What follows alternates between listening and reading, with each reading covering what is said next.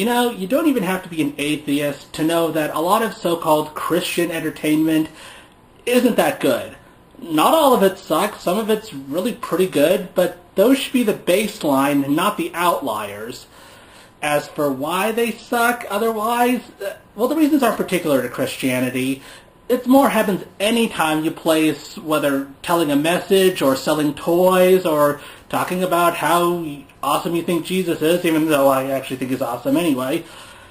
But when you put those ahead of everything else, you still end up with a crappy work that just happens to have a message or try to sell toys or to be a Christian piece of entertainment. It's just not going to be good. Which brings us to today's little video game called, I still don't know how to pronounce this word. All I know is that it's probably some really, really archaic biblical term. But this is basically one of those, the Antichrist has risen, and it's at the end of the world kind of stories that happen in the wake of the Left Behind books. And as for this as a game, well, first of all, the cover art is actually pretty representative of the graphics in the game, which means the game looks like this. Can that person even draw?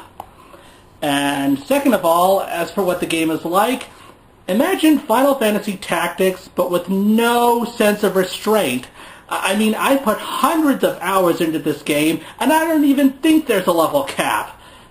Just because computers are Y2K compliant now doesn't mean they can handle things infinitely. It's just lazy programming.